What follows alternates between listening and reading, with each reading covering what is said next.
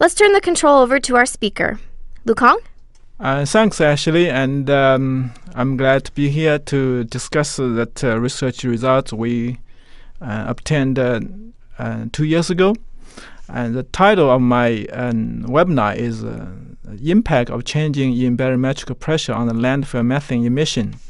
And I want to say thank you for my co-author, Jim Amon and Xiaomao Lin, and also Carla Welding. She is at superintendent at Landfill in Lincoln, Nebraska. Why we want to spend that time and effort to study that and how the barometric pressure regulates the landfill emission? Here I listed a few discussion here. The first one is for modeling study. You need understanding how the environmental variable regulate the landfill emission in order to get a good model to model that methane emission from the landfill at different times of the year, at different times of the day. And also for the landfill owner and our superintendent to determine that the mitigation strategy, you need understanding, all the processing before you can have a good strategy. It's also very essential for the government to formulating the control and all the regulation, especially from EPA. Quite a few topics I want to cover today in this webinar. First one is methane is a very strong greenhouse gas. Then the second one, I would briefly discuss the Eddy covariance and flux method. The third one is methane emission we measured at the Bluff Road landfill near Lincoln, Nebraska. The fourth, I will present some of the results and to show how pressure changing regulates the methane emission.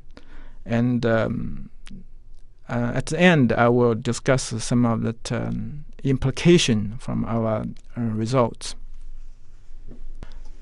From this table, we can see how much greenhouse effect from these three major greenhouse gas. We all know that CO2 is the strongest one. The current CO2 level in the atmosphere is about 380 ppm. Contribute 1.68 watts per square meter radiative forcing to the atmosphere. This number is averaging over the whole global. Methane, we have like 1.8 ppm, but we have 0.48 watts per square meter radiative forcing to the atmosphere. The third one is nitric oxide, which has 0.16 watts per square meter. So understanding the methane, the balance in that atmosphere is very critical to understanding that how changing the methane concentration would impact our climate. Where all this methane came from?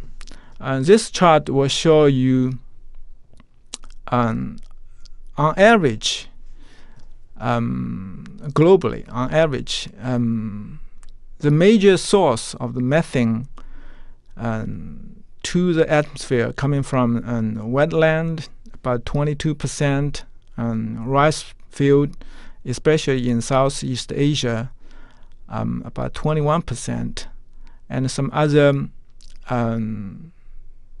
source like biomass burning, domestic animal, also landfill, 7.7%. This is averaged over the whole world, but in the United States, we have like about 23% of that methane is coming from landfill.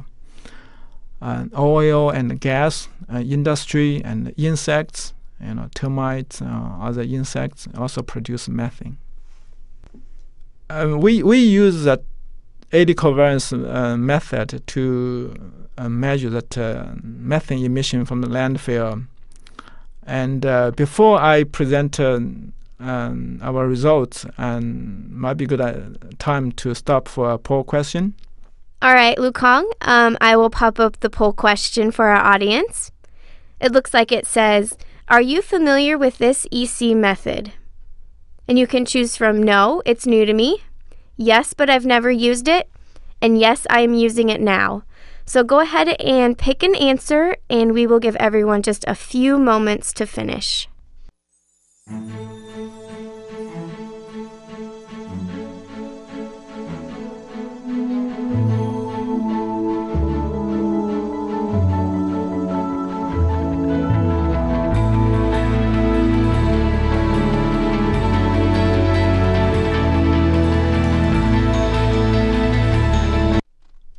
Thanks for the response. And as expected, not a whole lot of people in this group are familiar with this Eddy covariance method. The EC method, or Eddy covariance method, has been used over that agricultural field or natural ecosystem like grassland, wetland, forest. To understand the carbon flux over that longer time period. This method been used since early mid of 1980, and it's being widely used and everywhere. And the whole idea is. We have a sonic anemometer to measure the 3D wind speed, and at meantime also you measure that gas concentration of CO2 or water vapor or methane next to the sonic. The whole idea is the air near the surface is not a laminar flow, not always horizontal, but it's up and down, and we call those is Eddy or air parcel, and that air parcel is sometimes you see a big air parcel, and sometimes you see a smaller air parcel. The small air parcel, that movement is much faster. We call it high frequency, and big one is a lower frequency. So you use that anemometer to measure the direction of the air parcel movement. At the same time, you measure that gas concentration in that air parcel, and over the half hour or 1 hour, you do the averaging. You will get how much your system is uptaking the gas or releasing the gas.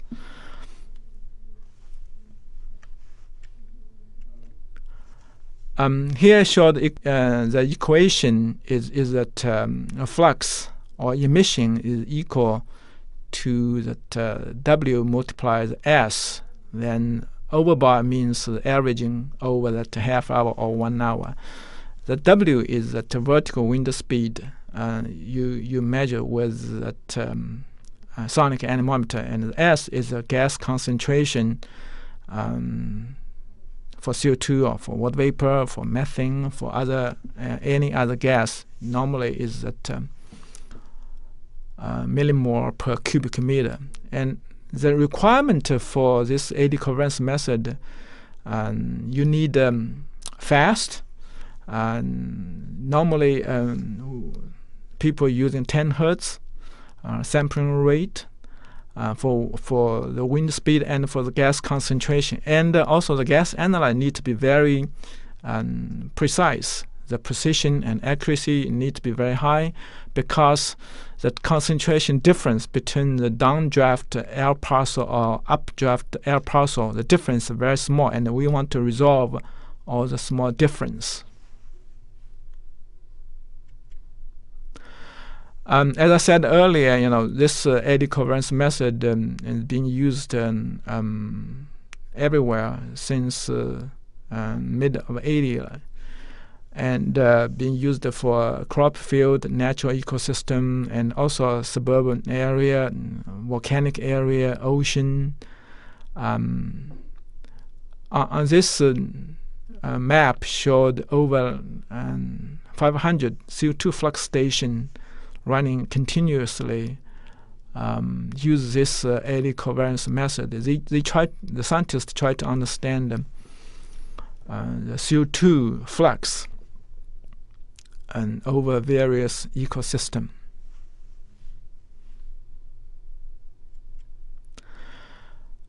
This map shows that the location of that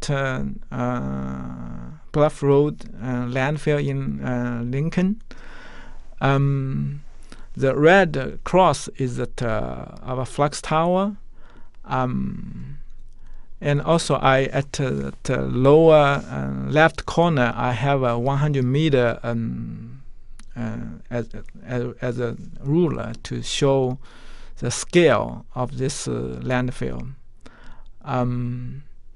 This landfill opened in 1988, and estimated closure will be in 2035, and we already have 6.1 million tons of waste in place.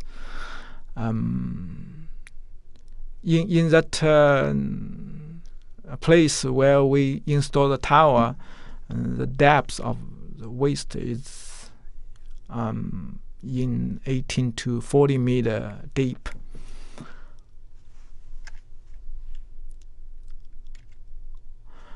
The eddy covariance method gives you that averaging emission or average flux over the footprint area in the upwind direction.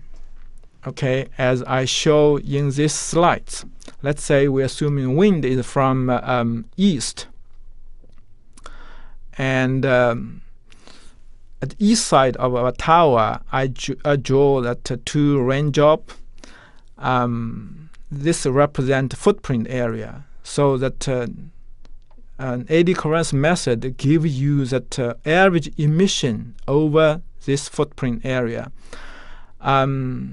Now the footprint size depends on the stability of the air, the instrument height, and the roughness of the surface. As a rule of thumb, the footprint area, the distance, is about 100 times your instrument height. Let's say you mounting the instrument on a 2 meter tall tower. The footprint is up to 200 meter in the upwind direction. Again, this footprint is dependent on the stability of the air. Let's say in the afternoon, the air is very unstable. The footprint, it will be much smaller. It could be like 50 times of your instrument height. And when air becomes stable, the footprint will be much longer.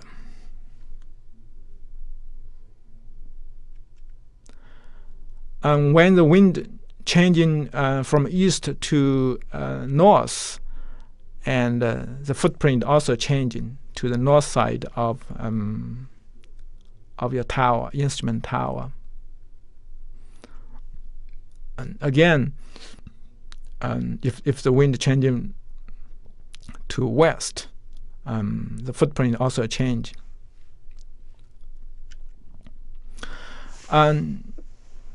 You need a sonic anemometer and a gas analyzer to do that eddy covariance measurement for that methane emission. Here we show that sonic anemometer sitting in the middle on the tower, and that CO2 and H2O analyzer is sitting at the right side of that sonic anemometer, and at the left side of sonic anemometer we have a methane analyzer. and we have show the control box, data logging control box, and also a solar panel. We don't show here in this picture is that radio link. We use it radio link to transmit that data to the computer in my office. And the main advantage of this technique, it is a direct measurement. It can be automated, and we set this thing up in the early June of 2010. It been continuous running since then. It can do continuous measurement as long as you got the power, and also no disturbance to that underlying surface. If you use other method like a chamber-based measurement, you are changing the environment.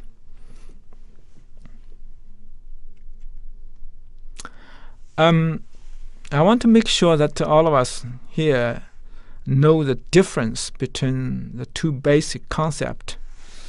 The first one is methane production. It's defined as the amount of methane produced inside the landfill per unit area per unit time. So this methane production, it depends on the amount of waste at the landfill, the composition of the waste, and the age of the waste, and of course the weather condition, the temperature, the moisture from precipitation. And another concept is the methane emission, which is the amount of methane escaped from the landfill into the atmosphere per unit area per unit time. Now, of course, this depends on how much methane produced inside the landfill, and also minus the amount of methane oxidized in the top covered soil, minus the amount of methane recovered if you have a recovery system to capture the methane, either through burning it or use it for electricity. And also, I will show here in our data, the methane emission also depends on the rate of the barometric pressure change.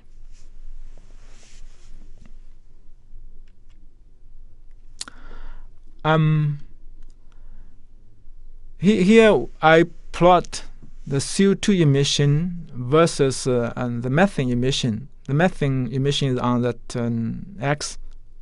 x-axis, and CO2 emission is on the y-axis. That red closed symbol represents the data we got from November and December, and the black symbol represents the data from June to October. And the slope is different from these two group of data. For the wintertime data, that the relationship between CO2 emission and methane emission is very tight, and the slope is 0.76. The summertime, the data is much scattered around, and the slope is higher. The reason for the two different slope is because in the wintertime, that methane oxidation rate almost stop, and also the soil respiration and also pretty much stop, because in Nebraska, the wintertime the soil is frozen. So in the wintertime, the methane emission and the CO2 emission is more or less represent the methane and the CO2 produced inside the landfill, which we measure that methane composition and the CO2 composition from the gas we extracted from the well, and the ratio is exactly 0.76. Now in the summertime, some of the methane produced inside the landfill, you got oxidized, and so the methane emission will be less than the methane produced inside landfill. But CO2 emission could be higher than the CO2 produced, because you have that soil respiration going on. So from this data set, it gives us some kind of confidence of the validity and the quality of our emission data with this Eddy covariance technique. Now here we show the example of the methane concentration over the landfill, as we measured with that methane analyzer at that height of 3 meters above the surface. How fast the methane concentration changing with the pressure changing. And this data set we obtained on June 7th, 2010. Before 1:30, the methane concentration is changing from like 2 ppm to almost 6 ppm. That's because the turbulent nature of that air. When you have a downdraft air parcel coming into your surface, you will bring fresh air with lower methane concentration to your instrument. When you have an updraft air parcel moving through your instrument, you will see higher concentration of methane from the landfill. That's why you will see large variation of the methane concentration. But when the pressure increase from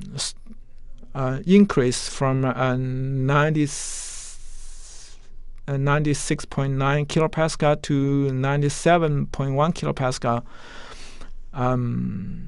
the response of the methane concentration in the air is just changing dramatically from almost 6 ppm to 2 ppm, which is the background methane concentration in the atmosphere.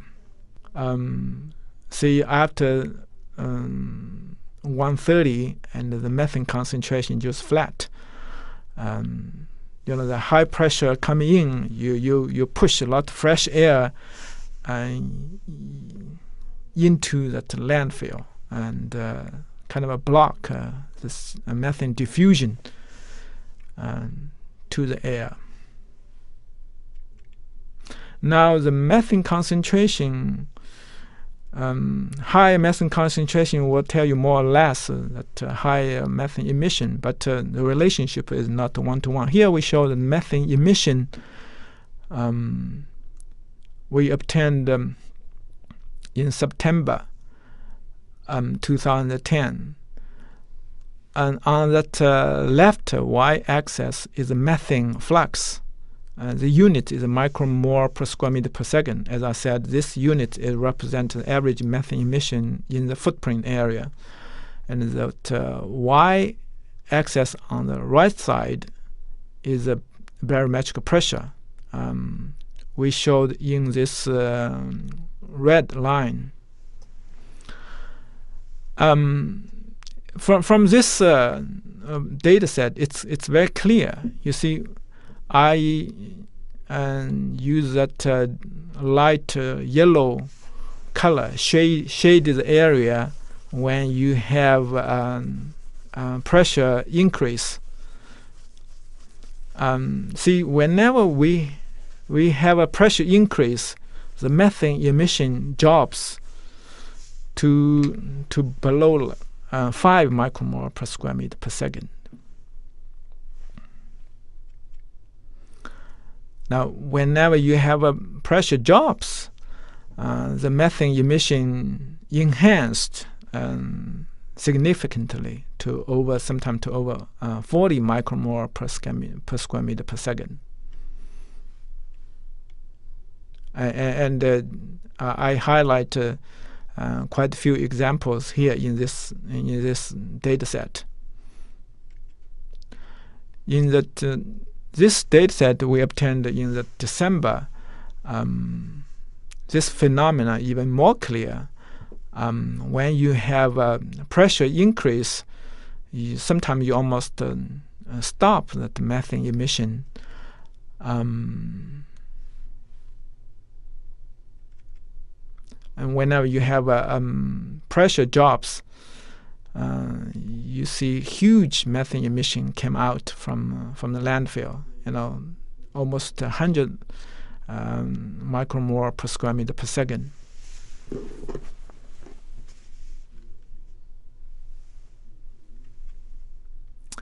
Now, we want to rule out any artifacts might cause the relationship between the methane emission and the barometric pressure changing we observed from our data set. Some people argue maybe due to the wind direction shift changing. And we plot this methane emission versus the wind direction, and we do see some variation in that wind direction. In different wind direction, you have see wind. You see methane emission different rate, but we don't see zero emission from one particular wind direction. So we are confident about the data we saw. We showed in our previous slides.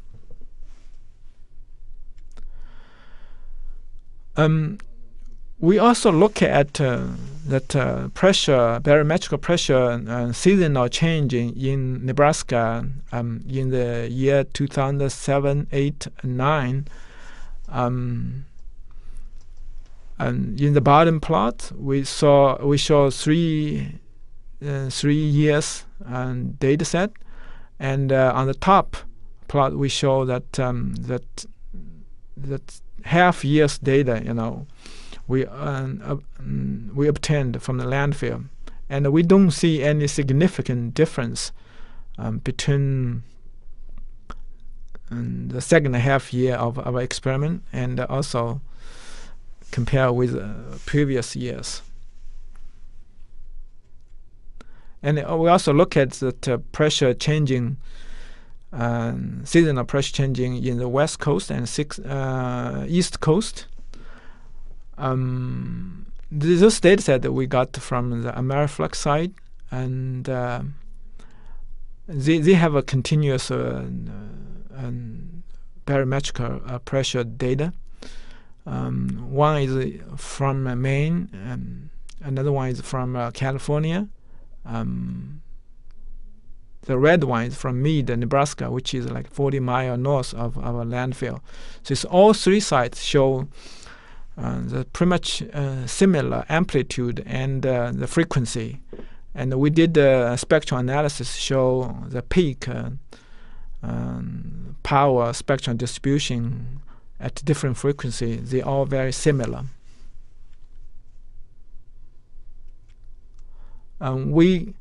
We also analyze the power spectrum for that barometric pressure, and the methane data we obtained from our side.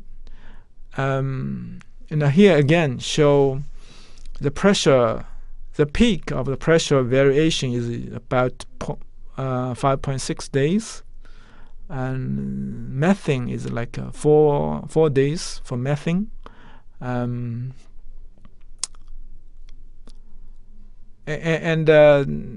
That for the pressure, we have a daily cycle, which is 24 hours, and a half-day cycle, and 12 hours. It's also clear. From this plot, this analysis, we can see that the pressure variation and the methane variation, methane emission and variation is very they follow each other.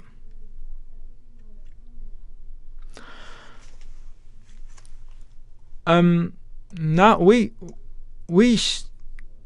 just show that methane emission from the landfill is closely correlated with that pressure change. When you see the pressure increase and the emission is suppressed, and when you have pressure drops, the methane emission is enhanced.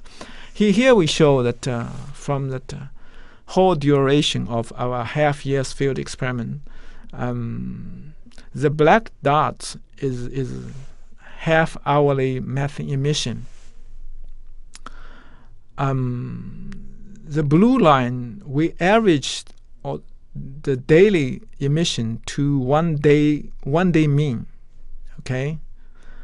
And the black line is the 6-day mean data, and that red line is a 10-day means data. So in the warm season, you need a 6-day continuous measurement to average out that effect of the pressure variation on the methane emission. You need to do continuously. In the cold season, in the December or November, you need 10 days averaging continuous measurement to get the good emission data. From this data, we also see in the wintertime, and the emission is slightly higher than the summertime. This not necessarily means that the production of the methane in the wintertime is higher than the summertime, but it did tell us the oxidation rate in the wintertime is much smaller than in the wintertime. That's why the emission rate is high in the wintertime. Another point I want to make is when you average it over 60 or 10 days, you got pretty much flat emission. This tells you the methane hold inside the landfill during the pressure rising phase is not lost, is not oxidized. Those methane will flush out when the pressure drops.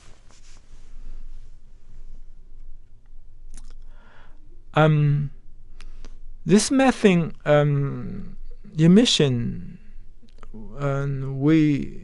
we saw is very closely related to the pressure changing. This phenomenon is not totally new.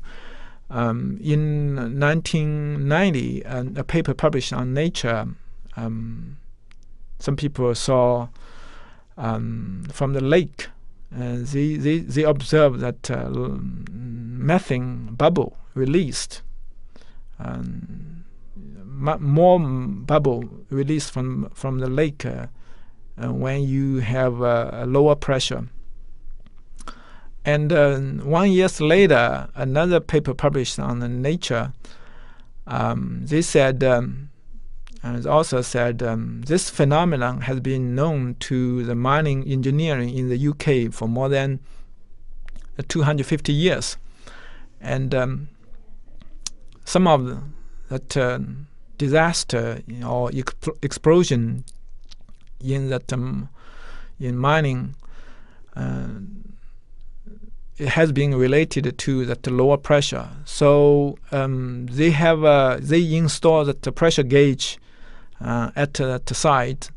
If the pressure drops too fast, that operation need to be suspended, even you do have a very modern ventilation system.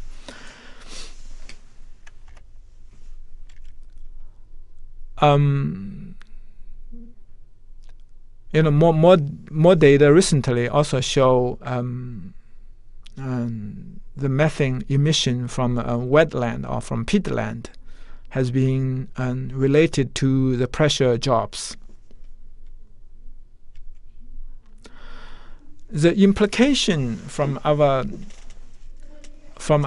results, the next couple of slides I will discuss this, the implication. The current method for quantifying the methane emission from landfill is a plume tracer, mass balance, or chamber-based measurement. Here I show just example how the plume tracer method works. And they release the tracer at the landfill. Then at a certain distance in a downwind direction, they measure the concentration of this tracer. At the meantime, also measure concentration of the methane. And you use the equation at the bottom of the slides to get methane emission from the landfill. QT is the total amount of tracer released from landfill. Cm is the methane concentration measured in a downwind direction, and the Ct is the tracer concentration measured in the downwind direction.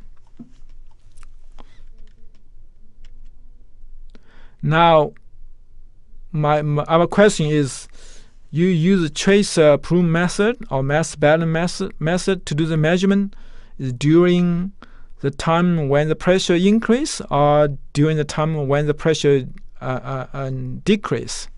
You will have a huge difference in your measured emission rate. Here we just show the example. If you measured on the day of December 2nd,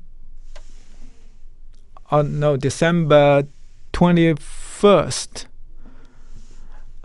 you pretty much don't see methane released from the landfill. But a few days earlier, on December 15th, you will see huge methane released from that landfill.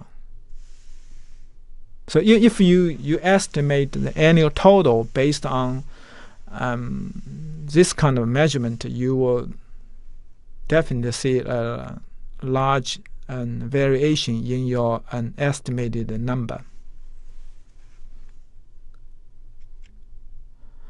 Another implication from our results is, and as probably all of you know, that the government have some kind of regulation required to monitor the surface methane concentration over a period of time. And from our results, we would recommend that the surface concentration measurement must be made during the pressure falling phase, especially if there is a requirement to issue a hazard warning, as pointed out by a young author in UK. And this is because the lower concentration you measure during the pressure rising phase doesn't necessarily means that you don't have a leak. You don't have any issue here. The next step we want to do is try to upscale from that Eddy Covariance methane emission data to the whole landfill. So you get the total landfill emission. This total number, that local government or EPA, they are interested rather than that emission rate from the Eddy Covariance. Another thing we want to do is try to do more Eddy Covariance methane emission measurement at another landfill to see our results still hold. In conclusion, from our study, the landfill methane emission are strongly correlated with the changing in barometric pressure, and increase the pressure suppress the emission, and decrease the pressure it will enhance the emission. And it's also essential to have a continuous measurement in order to have a good estimate the total methane emission over the season. Another implication is that landfill surface concentration measurement must be made during the pressure falling phase. If you do the measurement during the pressure rising phase, the data is almost meaningless. Okay, I'm leaving some time for questions. Ashley, do we have any questions? All right, thank you, Lukong. I have passed most of our questions on to our panelists to be answered, so hopefully everyone's questions have been taken care of. However, if they haven't, just stick around and one of us will get you an answer very soon. And feel free to keep submitting your questions because we'll stick around until all of them have been answered. If you'd like to continue your conversation with our panelists or Lukong, you can do so offline via email or phone. I'd also like to inform you that an on-demand replay of this presentation will be posted to our website fairly soon. And just watch your email or visit LI-COR.com/ENV/webinars for more information about that. So thank you for joining us today, and we hope to see you at our next webinar.